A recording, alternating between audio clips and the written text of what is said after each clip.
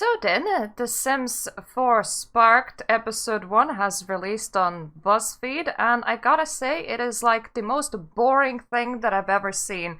It's kind of like you took nerds that can't even display proper emotions and put them in front of the camera, and the judges are trying to praise like the most basic shit ever. Then again, I can't be very mad with them because they weren't given a lot of time, and the first challenge especially, they were given like 90 minutes, and what can you do in 90 minutes? So what I'm gonna be trying to do is I'm gonna try to explain to you mostly what happened during the show, and then we are just gonna watch like key points of the episode so that hopefully BuzzFeed will allow this video to continue existing, because YouTube, hooray. So anyways, we begin by having YouTubers divided into groups. There's group Gnome, Cowplant, Fraser Bunny, and Llama. I can say that the group names aren't very original. Before that, they just kinda introduced themselves and tried to give a vague trait that playing The Sims helped them with. Like, I only caught up to this when one of the players was like, "It helped me become more confident," and more confident flashed among the screen, and I was like, are you trying to say that playing Sims is good for you? Which I think they did. I think that's what they were trying to convey. But anyways, they divided them into fairly basic groups. And they explained to us that there's gonna be a skill challenge and like an elimination challenge. In all of those skill challenges and elimination challenges, there's gonna be one person responsible for creating the Sims, one person responsible for building the set, and then one person responsible for telling the story or for like recording the story. In the bigger like elimination challenge, they can also like contribute to voiceover and filming, and it's more of a joint effort. In the skill challenge, it was like specifically very divided. This person does this person does this person does this. I don't think that they explained it very well, because I have quite a few question marks, like story is played live, left as a note next to like the skill challenge, which it is. The skill challenge is literally 90 minutes in length, which puts the person building the house at like real disadvantage, because it's very, very hard to get a house going in that small amount of time. And they're not given the full 90 minutes, they were given like 30 to 40 minutes to do the set, which was quite stressful, I imagine, for whoever was making that. And then they sent out the people to play out the stories live. When it comes to the bloody elimination challenge, then it's filmed, and they have like 5 hours to create like a short film. And now comes the skill challenge. And for the skill challenge, you have to base story build and style on objects that you run and grab. I think they were trying to do what some other TV series do, where like, you run in and grab your fabric, or you run in and grab your clothes. Well, you run in and grab your objects. And the objects were very obviously objects that exist in the Sims world, which created for some really boring object combinations, if you ask me. Such, like, one of the competitors decided to go for microphone, camera, books, or mirror, stereo, bed. And with that, they don't really get all that creative as well. You go, oh, bed, maybe like a love triangle. No, they just go, oh, they live in a place and it has a bed. There were a few quips where I was like, what? When listening to the show presenters, such as a line over here. With the story determined, each team stylist must create the Sims, or characters in the story, choosing from literally infinite options. Literally infinite options! It's not literally infinite, man. It's just playing Dollhouse. You just design a person and dress them up. What do you mean literally infinite? It's not like they can draw their own people. No, they're limited by the game. There isn't such a thing as literally infinite. I must say that one of the judges did say what I was thinking at one point, which was I was worried for the builder. To the landscaping. Each choice has got to come together. I would be worried for the builder because that takes a long time. People can take days on a build. And finally, Yes, precisely. People can take days on a build, and this time around, they have like 30 to 40 minutes. So, if you build something shit, I really, really feel for you there. We are gonna go through the presenting storylines for each of the groups. The actual challenge bits, I can't sum it up. I actually have to show it to you. They start from Team Cowplant, and this is where getting YouTubers to do things really falls apart because these people are not that creative on the fly. I really feel like this show would have gone off so much better if instead they actually invited people that do machinimas for these games and that are like acknowledged builders and stylers and mod creators and not just YouTubers. now it's time to present to the judges. Team Cowplant is first. Your 3 items of inspiration are the radio, the mirror, and the bed. Team Cowplant's trashy story focuses on self-tanning mom Karen Christie, a former pageant queen now living vicariously through her rebellious daughter Kaylin. As for the build, Dr. Ashley prescribes an ornate trailer park fitting for a washed-up pageant queen. So Steffo, let's tie it all together. So, like, this as a setup might actually go somewhere, but then their setups never go anywhere. Let me, like, show you what I mean. Okay. Let's start their pageanting. So, she loves to look in the mirror. She is completely unemployed. Completely unemployed, as if there was a way to be, like, halfway unemployed. But you know, Kaylin, she's angry. When her mum forces her to be in pageants, and she's gonna go kick her ball that her mum wants to go do a practice pageant, it's time for her to show off her moves. Give me a backflip. A backflip? Here she goes. Oh, she stuck the landing! And that is the family. And there you go, that is your story. So to sum up, the daughter wants to kick ball instead of doing the pageant, but it's time to show off her pageant skills. Make the mom do us a backflip. Mom does a backflip. Whoa! And that's it. And the other teams didn't do any better. It's to a point where the only even halfway decent team was Llama, and it's because it had the Fez dude, and the Fez dude is just like literally such a nice laugh. Like, he is actually having fun there, and they antagonize him so much. Like, throughout this whole episode, they antagonize him so much.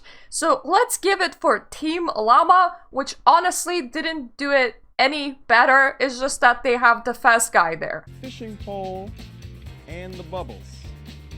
Time to meet Team Llama's family, the Bass family. Ex-Mirror styles the father, a poor fisherman. The young daughter, a colorful music-loving girl. And Mrs. Crumplebum, the stodgy landlord of the family's home. This fishing shack, built by Sim Lissy. It's pretty tattered, so I tried to represent that with some accessories that we have in the game, like cracks and stains. All right, my storyteller. We have our fisherman here, and he has his daughter who loves music, and her favorite band happens to be the Bubble Boys. You know, she hears there's a concert coming by, and she wants to go see the concert. So let's have her ask Dad if she comes down here. Here she comes.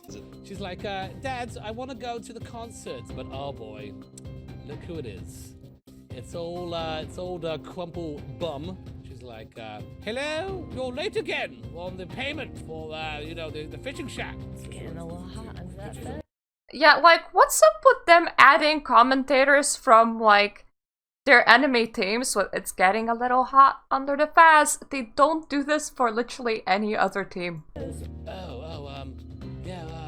I'll get that to you soon. Anyway, Dad, he's gonna come down here and play some music for his daughter. He's gonna put on a concert of his own. So there we go. Judges. First of all, like, I think you got the characters down, I think you got the stage right, but the execution of the story. I am gonna stop them right here, but could you hear like those little bit of notes? It's like do do do do do do do do do do do do. It's very intense music. When intense music is not required, they're trying to paint this as like, oh, be sweaty, this is bad storytelling. But please tell me that the team before that did any better. The team next is Fraser Bunny, and the fact that my only note is a Fraser Bunny just tells you how good they did, because I don't even friggin' remember what the hell they were doing. Your three objects were the microphone, the camera, and the heavy stack of books. Ex-Urban Sims design centers around Natasha, or better known by her alter ego, Tosh. A musical genius being stifled by her parents who wanted to go a more studious route. Spring Sims build consists of 4 separate sets, including her bedroom and a recording studio. D-Sims, give us this storyline. We're gonna start here with Natasha. When she's supposed to be in debate club and, you know, studying and doing everything to please everyone, she actually has been skipping to come to the local music studio to record her hit single. Despite her parents' plans, she continues to be the person that she wants to be. Because at the end of the day, Natasha really just wants to become Tosh. And that's our story. Judges. That's the whole story. This is how all of their stories go. There's like 2 sentences. She wants to do music, but her parents want her to go to debate club and study. But she goes to the recording studio to record a single anyway. That is her story. And that's it. That is just it. That's why I just had written down Fraser Bunny. Then we have Gnome, which honestly had quite cool objects. They had Urn, Cherry Blossom, and Voodoo Doll. And there's actually something really weird that goes on with the presenter trying to present them, so let me just show it to you. Gnome. Your 3 objects were an urn, a cherry blossom tree, and a voodoo doll. For the styles, Plumella starts with the widowed woman. While mourning her husband, she decides to adopt the Voodoo Doll-inspired punk kids. Voodoo Doll-inspired punk kids! They never bring this up anywhere into the story. Was the presenter given that line? Or, like, what happened there? Did he invent that? Because that just sounded so bloody weird. In Simprove's build of this Victorian mansion, equipped with a giant cherry blossom tree, sets up our creepy tale.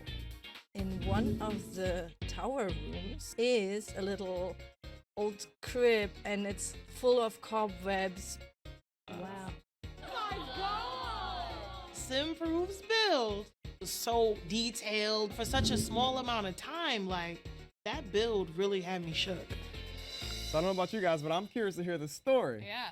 What's been happening is she adopted these 2.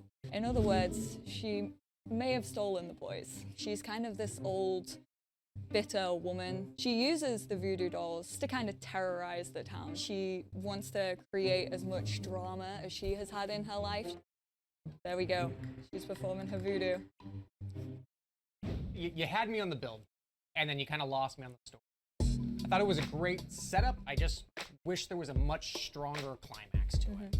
I actually thought the story could have been really, really creative. I thought the voodoo doll part was interesting, but you completely didn't like hit the home run there. Really? Now, remember all of this commentary, because this is literally the winning team. This is the winning team. And let me just bring you to literally 2 minutes later. Like, remember when they were like, oh, the voodoo doll was an interesting choice, but like, you completely flopped the story. Team Gnome. Congratulations. It was such a creative way to incorporate the voodoo dolls. It's said by the exact same person as well. You completely flopped on the execution, but it was such a creative way to incorporate voodoo doll. What do you mean? What do you even mean? We're moving on now to the elimination challenge. family of 4 Sims, home in Willow Creek, backstory that explains relationship, short video presentation, 5 hours for the challenge. Now, that is a boring challenge to begin with. The winner gets their family featured in The Sims 4. So the next stuff pack is gonna have whatever kind of family that they come up with, which normally isn't very interesting. Are we just gonna have, like, the competitor's neighborhood or something if they're gonna continue doing this? Like, this is just people's families from the competition. It's like, oh, great. I mean, they weren't that creative, but thanks, I guess. And then they add the twist to the challenge, like, 1 hour in. The twist is a competitor crew. As in, you have to, like, add another family that competes with the current family. And, like, in my opinion, not a single one of these people actually executed that idea. But they come in to make the announcement, and there's, like, barely any reaction from people whatsoever. I'm here to tell you about an important twist in this challenge. No. I can't handle those twists. You must now each incorporate a rival family into your storylines. Oh, snap. A family that hails from a different neighborhood. So Team Gnome, since your team won the skill challenge, your advantage will be that you get to select the neighborhood that your new crew hails from and the neighborhoods that your competitors' new families will come from. We've made our decision. What neighborhood are you gonna select? And here's the interesting bit. They're all just really nice to each other, so, like, the film crew was trying to add a bit of drama to the competition because the competition is being very stale right now. And they don't succeed because the competitors are just nice to each other. We're gonna select San Myshuno. What about your competitors? We thought we'd give towns to people who would do well with them. So for your team, we decided to give you Brindleton Bay. Thank you. For Cowplant, we decided to give you Get Famous. Team Llama. We decided to give you Windenburg. That's my favorite world to play in. So everyone is like, oh hey, good, thank you so much. Let's actually move on to their presentations because their videos are very lame. I know that they're working under pressure, but this is like ultra lame. And one of the groups didn't even finish theirs, and spoiler alert, the judges cried to it. Cowplant, please take it from here. You thought you knew Willow Creek. However, there's been another family here all along. Okay.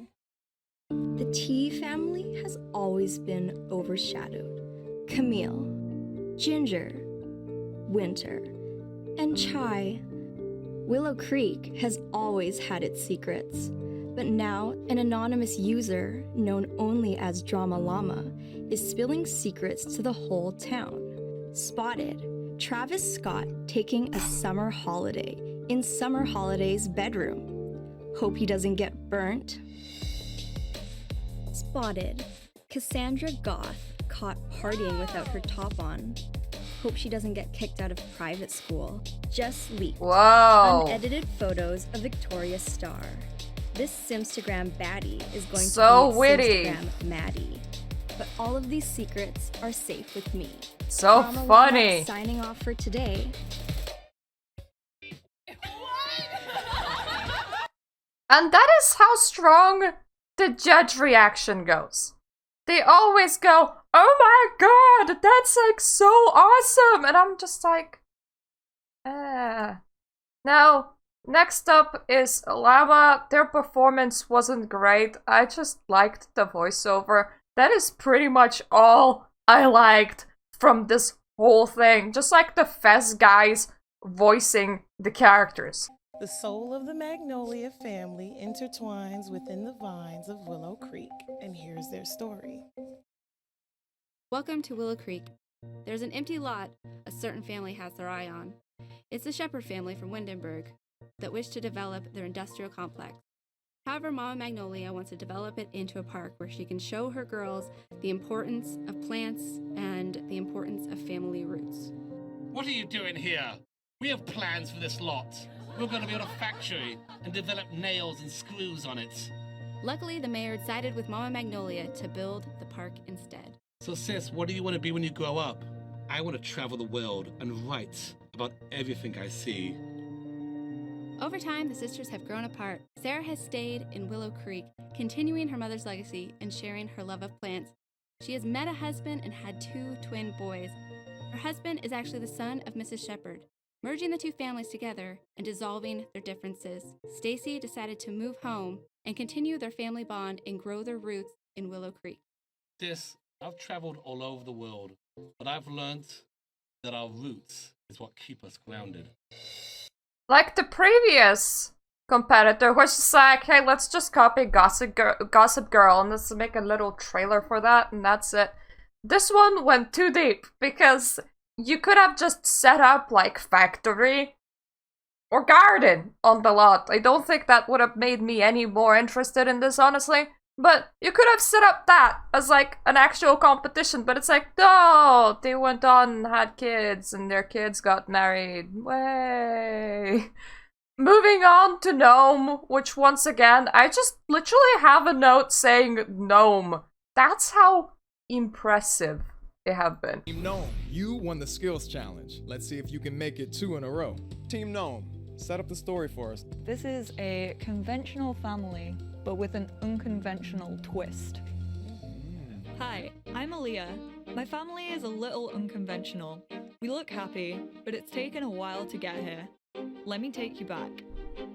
My parents are great, but they weren't great together. My dad worked a lot to support us, which meant he didn't have enough time for me and my mum. Granddad kept pushing him to take over the family business in San Myshuno and be the best that he could be, which ultimately pushed my mum to leave with me. For a while, my mum tried to make the most of what we had, until she stumbled across Mary and Blossom. They helped us to build a life together. Mary's favorite thing is being out in the sun and tending to her garden. Being the explorer I was and learning to live off the land made me discover my love of gardening. Dad was impressed with our quality crops and dedication. He even used his business knowledge to help me set up shop and start selling my crops. Mary and Blossom taught me to follow my passions. My mum, well, she taught me to never give up. And my dad taught me how to make those sweet, sweet simoleons. Yeah, like, my parents got divorced, and this lesbian couple helped my mother to set up shop. Then, when I grew up, my dad helped, my mom helped, and the lesbian couple helped. Well, hey! Literally, I have a note saying, can none of these people even make a story? And then we go to Fraser Bunny, where I feel like the reaction to their thing comes too fast. They sound like they might actually have a story, and then they just never finish their project. The story is of a family bond that cannot be broken, even by death. Meet Francesca and Romero Santiago, a young couple looking for their forever home, and with Francesca expecting their twins any day now, they need one right away. I can't believe this house is still up for sale. It's perfect. It's amazing. It even has space for your studio. Never hire these people as voice actors ever. It's amazing. It even has space for a studio. You could have a better line delivery from literally anyone else. Can we have these 2 before you start planning more?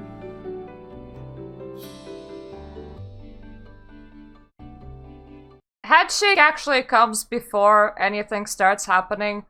The rest of the story plays out in pictures only, not even like subtitles, because they ran out of space and they ditched the voiceover and then they ditched the subtitles. What really angers me is that they then get praised. They're like, oh, the storyline was awesome, it's just a shame that you were lacking something. And the whole episode is framing it as if the Fez dude's team is gonna get kicked out. And it's like, what do you mean? How is this even a competition? One of your teams literally did not finish. I think you guys had a really great storyline. You know, I had a death in the family recently. Totally touched me. Even with, you know, lack of voice acting, like, you guys had something really, really special there. You guys came together. It's literally the family's father dies. That's the story. And there's the sim guru whatever sitting over there going, it really touched me, even without a voiceover. You were looking at moving pictures. You were looking at a silent film, and you're like, it really touched me. If you're that emotionally affected right now, maybe making a show is like not the best time. Maybe somebody else should have been in your place. Alternatively, you're playing your emotions up just so that the show is a bit less boring, because nothing happens. Even when they tried making drama, nothing happens. Absolutely touched me, you know? If you can make me feel emotions about something that's not real, that's pretty powerful.